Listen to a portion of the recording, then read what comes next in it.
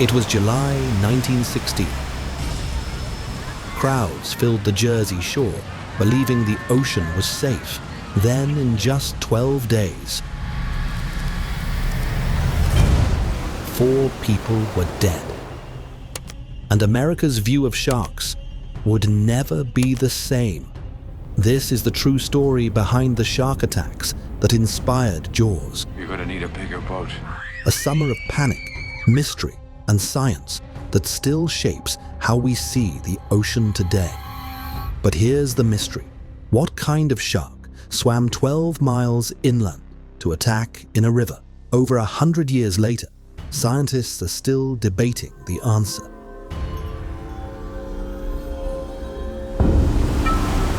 The summer of 1916 was unusually hot. A polio epidemic swept through cities, pushing families out of crowded urban streets and toward the cool breeze of the coast. Towns like Beach Haven and Spring Lake in New Jersey thrived on seaside tourism. The beach was an escape, and the people believed that the ocean had no hidden dangers. At a July 8th, 1916 press conference, director Frederick Lucas expressed that shark attacks were infinitely less likely than lightning strikes and posed practically no danger, reflecting a common scientific view before those fateful days at the shore. This all changed on July 1st, 1916. On the evening of July 1st, 25-year-old Charles Van Sant waded into the surf outside the Engleside Hotel in Beach Haven.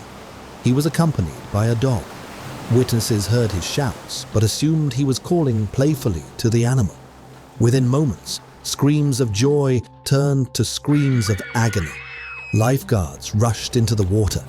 They pulled Van Sant back to shore, but the damage was catastrophic. His thigh had been shredded. Despite desperate attempts to save him, Charles bled to death on the hotel lobby floor. The press reported a tragic accident. But just 5 days later, things just got much worse.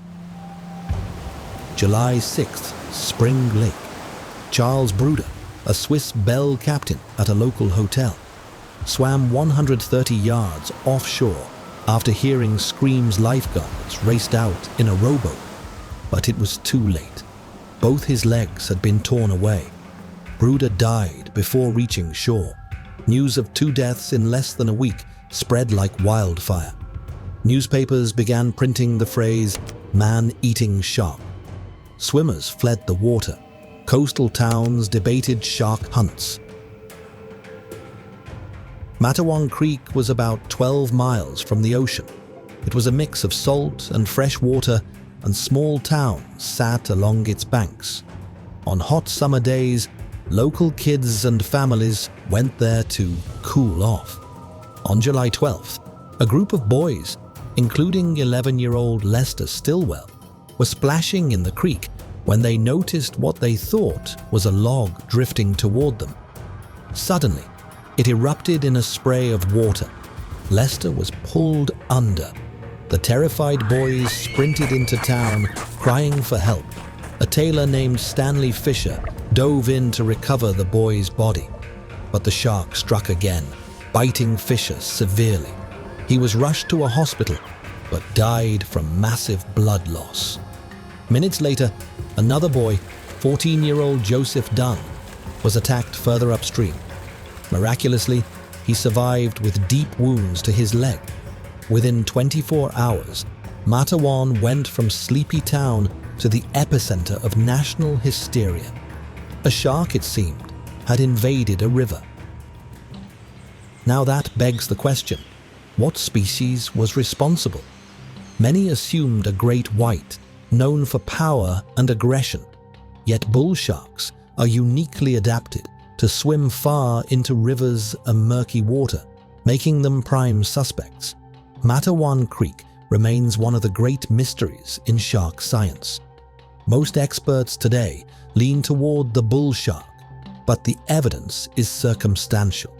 One thing is clear, The 1916 attacks forced science to confront sharks as a real danger to humans.